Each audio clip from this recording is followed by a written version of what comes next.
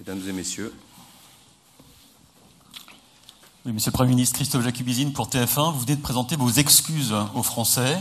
Est-ce que vous estimez néanmoins d'être toujours le meilleur candidat pour faire gagner votre camp, ou est-ce qu'aujourd'hui vous êtes un handicap pour que la droite remporte l'élection présidentielle? Je suis le seul candidat qui soit en mesure de permettre à notre pays de mettre en œuvre un programme de rupture. J'ai interrogé les uns et les autres. J'ai écouté les jugements des Français. J'ai bien vu la réprobation qui concerne un grand nombre de nos concitoyens. Comment pourrait-il en être autrement après 10 jours de lynchage médiatique?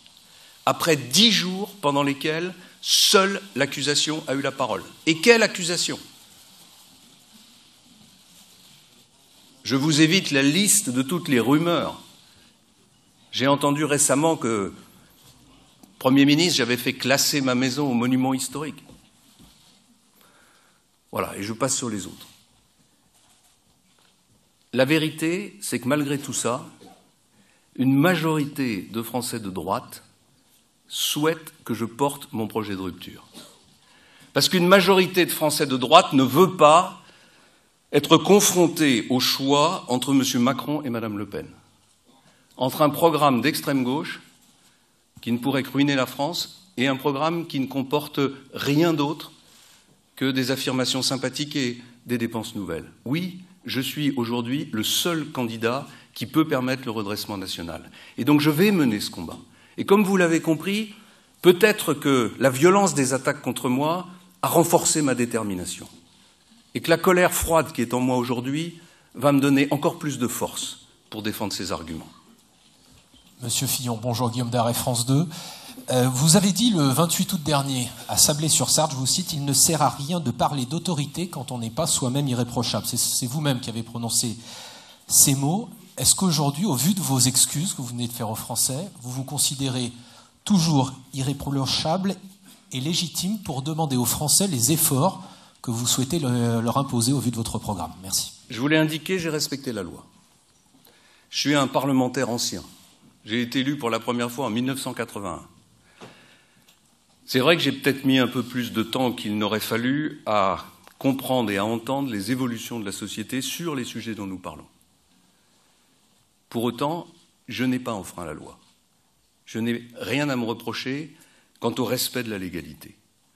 Et donc, oui, je considère que je suis aujourd'hui en mesure de mettre en œuvre un projet, y compris en ce qui concerne l'autorité du président de la République et de l'État.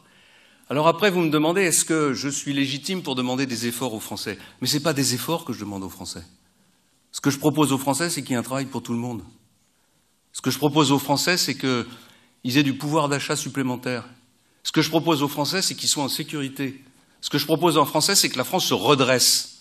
Ce que je propose aux Français, c'est de ne pas continuer comme aujourd'hui, dans une situation où on a 6 millions de personnes inscrites à Pôle emploi, où on a presque 9 millions de personnes au seuil de pauvreté, où on a 2 millions de jeunes entre 16 et 25 ans qui ne sont pas à l'école, qui ne sont pas dans une formation et qui ne sont pas dans un emploi, où la lutte contre le terrorisme, manifestement, n'a pas été conduite avec toute la vigueur nécessaire, notamment en ce qui concerne la politique étrangère de notre pays. Je ne propose pas aux Français des efforts, je leur propose de redresser le pays pour que chacun ait une chance.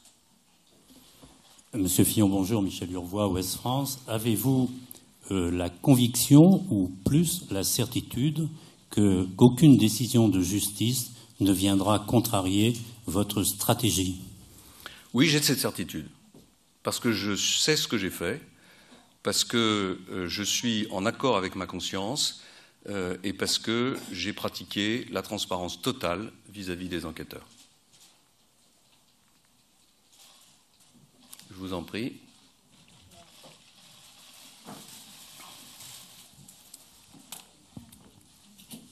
Bonjour, Elisabeth Martichoux, RTL. Monsieur le Premier ministre, est-ce que votre épouse Pénélope était au courant du premier au dernier jour de son emploi d'assistante parlementaire? Est-ce que lorsqu'elle dit et écrit, est-ce que vous confirmez que lorsqu'elle dit en 2007 « Je n'ai jamais été l'assistante de mon mari », elle veut dire « Je n'ai jamais été », elle ne veut pas dire « Je n'ai jamais été l'assistante parlementaire de mon mari ». Enfin, avez-vous songé, Monsieur le Premier ministre, à rembourser ces sommes? Comment peut-on imaginer un instant que mon épouse, qui est une femme intelligente, diplômée, responsable, ne soit pas au courant du travail qu'elle effectue pour moi? Comment peut-on imaginer un seul instant que mon épouse, qui a collaboré avec moi depuis près de 30 ans, principalement dans le département de la Sarthe et dans ma circonscription, puisse l'avoir fait à l'insu de son plein gré? Oui, mon épouse était au courant, et mon épouse est ma collaboratrice. Lorsqu'elle a fait cette déclaration, qui a été reprise dans une émission à charge, où on a sciemment pris des morceaux de phrases, retirés de leur contexte. Je rappelle que c'est une émission en langue anglaise, qui s'adressait à un public anglais, et où, au fond, le sujet de l'interview était « Je ne serai pas Cheryl Blair ». Je dois d'ailleurs vous indiquer que la journaliste qui a accompli cette interview s'est manifestée personnellement auprès de mon épouse pour lui dire à quel point elle était choquée par l'utilisation qui avait été faite des morceaux de cette interview. Pourquoi rembourserais-je des sommes qui correspondent au travail de ma femme? Je vous pose la question. J'ai dit tout à l'heure que je comprenais l'évolution de l'opinion sur ces questions, que je regrettais de ne pas l'avoir, au fond, compris plus tôt. J'ai dit tout à l'heure que je voulais participer à l'évolution du statut des parlementaires sans donner de leçons. Mais ma femme a travaillé. Et j'ai donné la preuve de ce travail. Elle a donné la preuve de ce travail. Et donc il n'y a, de ce point de vue, pour moi, aucune question. Bonjour, Aurélie Herbemont, Europe 1. Vous avez dit la semaine dernière qu'il y avait un coup d'État institutionnel. Est-ce que vous maintenez ces accusations? Et est-ce que dans ce contexte, vous avez confiance dans la justice? Bon, on ne peut pas ne pas se poser de questions. Une campagne de presse d'une violence inouïe, orchestrée pile au moment où je suis désigné à la primaire de la droite et du centre, c'est-à-dire au moment même où, au fond, la droite ne peut pas avoir d'autres candidats crédibles. Une enquête ouverte par le parquet financier, qui n'est sans doute pas compétent pour le faire, en 24 heures. Et pour finir, la violation du secret professionnel cet après-midi dans un grand quotidien du soir. Je rappelle que nous sommes dans une enquête préliminaire, ça veut dire que seuls les enquêteurs de la police et les membres du parquet national financier ont accès aux procès-verbaux, pas les avocats. Donc nous sommes bien en présence d'une violation du secret professionnel de la part de personnes chargées de l'enquête qui sont toutes nommées par le gouvernement. Voilà, ça fait beaucoup. Ça fait beaucoup. Et je pense qu'il y a beaucoup de Français aujourd'hui qui comprennent qu'il y a pour le moins un trouble dans le déroulement de ces événements. Bonjour Monsieur Fillon, Hélène Salvi de Mediapart. Vous avez déclaré aux 20h de TF1 le 26 janvier avoir embauché votre femme à l'Assemblée nationale à partir de 1997. C'était 2 jours après les premières révélations du Canard enchaîné. J'imagine que vous aviez déjà pu parler avec vos équipes à ce moment-là. Et vous avez également ajouté qu'avant, elle travaillait avec vous bénévolement, ce sont vos mots, depuis 1981, depuis votre premier mandat dans la Sarthe. Or, nous avons appris quelques jours plus tard qu'en fait, ces premiers contrats de travail remontaient en réalité à 1988. Ma question est assez simple. Est-ce que vous avez menti au JT de TF1 et si oui, pourquoi? Vous êtes de Mediapart, c'est ça? Voilà. Moi, je n'ai jamais eu de redressement fiscal, je vous le dis au passage. S'agissant, ben oui, il y a des choses parfois qui doivent être dites. S'agissant de la question que vous posez, je vais vous dire une chose. Jamais je n'aurais pu imaginer d'être accusé sur ce sujet. Je suis honnête. Et c'est la raison pour laquelle cette accusation m'est tombée dessus comme un coup de tonnerre. Oui, elle m'a mis un coup dans l'estomac. Oui, toute la semaine dernière, j'ai été déstabilisé par cette accusation. Justement parce que je ne pouvais pas un seul instant l'imaginer et m'y attendre. Et donc oui, mes réponses ont été imprécises. Il m'a fallu, madame, 5 jours pour obtenir toutes les fiches de paie de mes collaborateurs de l'Assemblée nationale quand manifestement certains organes de presse les ont déjà. 5 jours pour voir la réalité des choses. Voilà. Oui, mon épouse a travaillé pour moi depuis le début. Oui, elle a commencé à être rémunérée en 88. Vous voyez, dans ma réponse, je faisais confiance aux chiffres du Canard enchaîné. C'était les seuls dont je disposais. Depuis, j'ai refait, après 5 jours d'investigation, l'ensemble du parcours professionnel de mon épouse. Je rappelle que ce sont des dates qui ont 20 ou plus de 20 ans, et je publie cet après-midi sur mon site internet la totalité des contrats de ma femme avec les dates et avec les montants des rémunérations. Bonjour. Thierry Arnaud de BFM TV. Vous faisiez allusion aux publications par Le Monde d'extraits cet après-midi. Selon ces extraits publiés, votre fille a été employée essentiellement, c'est ce que vous auriez déclaré, à vous préparer à la rédaction d'un livre, et votre fils à faire campagne pour Nicolas Sarkozy. Est-ce que vous confirmez ces déclarations? Est-ce que, si c'est le cas, elles entrent dans le travail d'un assistant parlementaire dans ce cadre? Alors, on va parler du travail des assistants parlementaires. Ah, pardon, vous n'aviez pas fini. J'avais une deuxième question, si vous permettez, concernant une autre affaire que vous n'avez pas mentionnée, qui a été citée ces derniers jours, qui concerne des reliquats de rémunération d'assistants parlementaires au Sénat, qui vous auraient été rétrocédés par des chèques à concurrence de plus de 20 000 euros. Est-ce que ça a été le cas? Est-ce que, si ça a été le cas, vous considérez que c'est légal ou que c'est indu? Alors, sur le deuxième sujet, sur celui que vous venez d'évoquer, ce sont les pratiques de la vie politique dont je vous parlais dans mon propos préliminaire, qui sont très anciennes, qui ne sont plus aujourd'hui acceptées des Français, je m'en rends compte. Est-ce que je suis à l'origine de ces pratiques? Non. Est-ce que je suis poursuivi aujourd'hui pour ces pratiques? Non. Est-ce qu'elles doivent cesser? Oui. Et c'est ce qui me motive à proposer à nos concitoyens la mise en place d'un vrai statut renouvelé de l'élu totalement transparent. Maintenant, je vous réponds sur mes enfants. Mon fils n'a jamais participé à la campagne présidentielle. J'ai indiqué aux enquêteurs qu'il avait constitué des bases documentaires pour me permettre de préparer le projet politique qui a été le nôtre et pour me préparer à être pendant 5 ans Premier ministre, notamment sur les questions institutionnelles. Quant à ma fille, elle a travaillé sur beaucoup de sujets, mais en particulier sur la base documentaire permettant d'écrire ce livre. Et ça me donne l'occasion de faire une mise au point sur le travail des collaborateurs parlementaires. Il y a dans notre pays, je vous le rappelle, une séparation des pouvoirs. Personne n'a le droit, je dis bien personne n'a le droit de juger du contenu du travail des attachés parlementaires. Personne, sauf le député. Le député est seul maître de son recrutement, du niveau de salaire dans la limite de l'enveloppe de la destinée à payer les collaborateurs parlementaires. Il est le seul maître du contenu du travail. Il est le seul maître du lieu de travail et des horaires. Et en raison de la séparation des pouvoirs, personne n'a le droit de contrôler ce travail. La justice a le droit de contrôler qu'il y a un contrat de travail.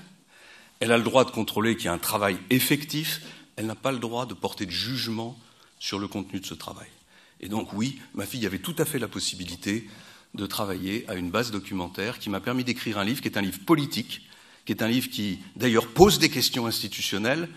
Certaines avaient fait même du bruit à l'époque, puisque j'avais proposé la suppression du Premier ministre. Et j'étais parfaitement dans mon rôle et elle dans le sien. Julien Arnaud, LCI. Vous avez dit tout à l'heure c'est une nouvelle campagne qui commence. Est-ce que du coup, après vos propos, vous vous dites je vais réussir à resserrer, à resolidariser mon camp, les Républicains, et face à tous ceux qui auraient peut-être une petite voix dissonante, on entend beaucoup de plans B, de pétitions qui sont lancées, quelles sanctions, quelles conséquences? Plan B, on a vu qu'il n'y en avait pas. Je crois qu'un de mes amis a utilisé une belle formule. Plan B, c'est plan Bérésina. Ceux qui ont réclamé que je me retire de cette compétition sont peu nombreux, en tout cas pas majoritaires. Beaucoup d'entre eux étaient des hommes et des femmes qui ne m'avaient pas choisi à la primaire et qui peut-être n'ont pas totalement accepté le résultat de cette primaire. Mais ce n'est pas ça qui compte. Ce qui compte, c'est les messages de soutien que j'ai reçus. Ce qui compte, c'est la solidité de l'électorat de droite. Et ce qui compte, c'est les hommes et les femmes qui seront autour de moi dans 1 heure pour présider le premier comité stratégique de ma campagne. Vous aurez la liste de ceux qui seront présents autour de cette table. Il y aura toutes les personnalités qui comptent dans ma famille politique. Monsieur le Premier ministre, Nathalie Saint-Cric, France 2, vous aviez demandé 15 jours, il y a quelques jours. Si vous chutez dans les sondages au risque de faire perdre votre famille politique et de ne pas être présent au deuxième tour, est-ce que vous pourriez revenir sur votre décision d'aujourd'hui? Vous savez ce que je pense des sondages. Tout le monde dit ça. Oui, mais moi je le dis avec une expérience qui est assez forte, n'est-ce pas? Puisque je vous rappelle quand même que pendant 2 ans, vous m'avez expliqué que je n'avais aucune chance de gagner la primaire. Aucune. Sondage à l'appui. Donc ce ne sont pas les sondages qui me feront changer d'avis en quoi que ce soit dans la décision que je viens de prendre. Non, madame, rien ne pourra me faire changer d'avis. Je suis candidat à l'élection présidentielle et je suis candidat pour la gagner.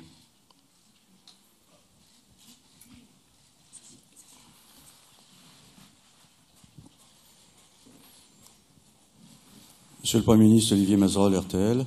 Les sondages, ce sont eux qui vous indiquent qu'une majorité de Français de droite sont encore derrière vous. Par conséquent, on ne peut pas tous les répudier. Mais au-delà de ça, un président de la République n'est pas élu seulement pour sa famille politique, mais pour rassembler les Français. Compte tenu de cet épisode, considérez-vous que vous êtes toujours bien placé pour pouvoir rassembler les Français et croire que ce qui vient de se produire ne laissera pas des traces dans le refus de l'application de votre programme? Oui, monsieur Mazerolle, parce que quand la vérité aura été faite, quand chacun aura vu que le procès qui m'est fait est un procès diffamatoire, un procès calomnieux, que ce procès est complètement éloigné de la réalité des faits, les Français changeront d'opinion. L'opinion des Français aujourd'hui, elle est liée à quoi? Elle est liée à des centaines d'heures ou de dizaines d'heures de plateaux de télévision où on voit des soi-disant experts qui parlent du rôle des assistants parlementaires et qui, naturellement, me condamnent les uns après les autres. J'ai entendu peu de voix prenant ma défense. C'est ça que vous appelez le fonctionnement normal de la démocratie. À 3 mois de l'élection présidentielle, aucun d'entre vous n'a une interrogation sur la violence de la semaine qui vient de se produire. La presse, naturellement, doit relater les événements. La justice doit faire une enquête quand il est nécessaire qu'elle la fasse. Encore faut-il que ce soit les bonnes instances judiciaires qui soient saisies, ce qui ne semble pas être le cas. Mais lyncher, assassiner politiquement, comme finalement vous l'avez fait, pendant 10 jours, un candidat à l'élection présidentielle, je pense que ça pose un problème, que ça pose même un problème démocratique. Et ma conviction, c'est que les Français sont tout doucement en train de s'en rendre compte, et que vous en avez un peu trop fait, et qu'aujourd'hui, beaucoup de Français considèrent, à cause de la violence de ces attaques, à cause du manque d'équilibre dans les jugements qui ont été portés, que finalement, il faut soutenir le candidat qui porte le programme de rupture et qui est le seul à pouvoir porter les valeurs de la droite. Oui, Monsieur Fillon, bonjour. Bruno Jeudi, Paris Match. Je voudrais revenir sur ce que vous avez dit à l'instant à propos des accusations contre le pouvoir. Depuis une semaine, vous évoquez des officines, vous avez parlé d'un coup d'État institutionnel, et là, dans une formule, vous avez accusé le pouvoir. Alors, pour aller plus loin, est-ce que vous pensez plus précisément à Jean-Pierre Jouyet, avec qui vous avez eu un contentieux il y a quelques mois, qui est aujourd'hui secrétaire général de l'Élysée? Est-ce que vous pensez au garde des Sceaux, ou est-ce que vous pensez au président de la République? Et puis une deuxième question pour prendre la suite d'Elisabeth Martichoux. Vous évoquiez une émotion légitime qui monte dans le pays en début de conférence de presse. Vous avez détaillé la légalité des emplois familiaux de votre épouse et de vos enfants. Est-ce que vous avez envisagé de rembourser une partie des sommes ou l'intégralité de la somme? Certains de vos amis ont même imaginé que vous puissiez faire un geste une fois sorti de la procédure. Merci. Je crois avoir déjà répondu à cette question. Ces sommes ont été normalement gagnées par mon épouse et mes enfants qui ont travaillé. Sur la première question, je n'ai aucune réponse. Je n'en sais rien. Je n'accuse personne. Je dis simplement que les faits sont troublants. Pourquoi monter maintenant cette opération contre moi? Pourquoi il n'y a pas 3 mois, 4 mois, 6 mois? Ne me dites pas que ces informations sont apparues soudainement. On parle de faits qui ont, pour certains, plus de 20 ans, qui concernent des activités qui ont fait l'objet de contrats de travail, de paiement de charges sociales, de de déclaration de revenus. Si j'y ajoute ce que je vous ai dit, c'est-à-dire que le parquet financier s'est saisi en 24 heures. Les premiers témoins ont été entendus en 48 heures. Et mes avocats viennent de signaler au parquet financier qu'ils n'étaient sans doute pas compétents pour se saisir de cette affaire. Ça fait beaucoup. Et si vous ajoutez les fuites que je viens d'évoquer, on voit bien qu'on est dans quelque chose qui ressemble à une opération montée. Maintenant, moi, je n'ai pas d'officine à ma disposition pour mener l'enquête. Si vous avez un peu d'énergie pour le faire, je vous y invite. Oui, Monsieur Fillon, Pierre Marlet, télévision belge. Une question concernant ce que vous avez dit dans cette conférence de presse. Vous avez encore souligné que vous faites face à une forme de coup d'État institutionnel, mais en même temps, aujourd'hui, vous changez de stratégie de communication, vous présentez vos excuses aux Français. Alors ma question, c'est pourquoi ne pas l'avoir fait plus tôt? Pour la raison que je vous ai indiquée tout à l'heure. Oui, j'ai pris cette accusation dans l'estomac. Oui, elle m'a déstabilisé. Oui, je ne pouvais pas m'attendre à une telle violence. Oui, j'ai mis du temps. J'ai mis du temps à réagir. J'ai mis du temps à mesurer que le ciel m'était tombé sur la tête. Je le reconnais. Mais maintenant, c'est fait. Maintenant, je suis debout. Et donc, j'ai choisi la stratégie que je viens de vous proposer, que je viens d'indiquer devant vous, que je viens d'indiquer aux Français, qui me conduit à reconnaître qu'il y a des pratiques dans la vie politique anciennes qui ne sont plus acceptables, et en même temps à vous indiquer que je ne suis certainement pas parfait, mais j'ai une vie politique qui parle pour moi, et j'ai surtout un projet qui est le seul projet de redressement pour notre pays qui a été soutenu par près de 4 millions de Français. Voilà ma réponse.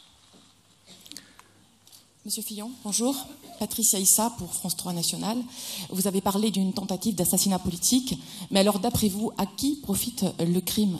Allez-y, tout droit. À qui c'est très clair, le crime profite à ceux qui veulent que la droite ne soit pas présente à l'élection présidentielle. Qu'est-ce que vous voulez que je imagine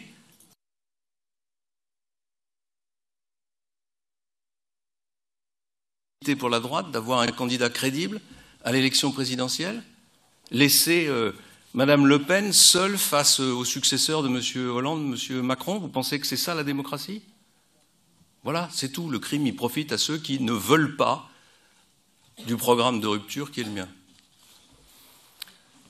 Oui, je vous en prie.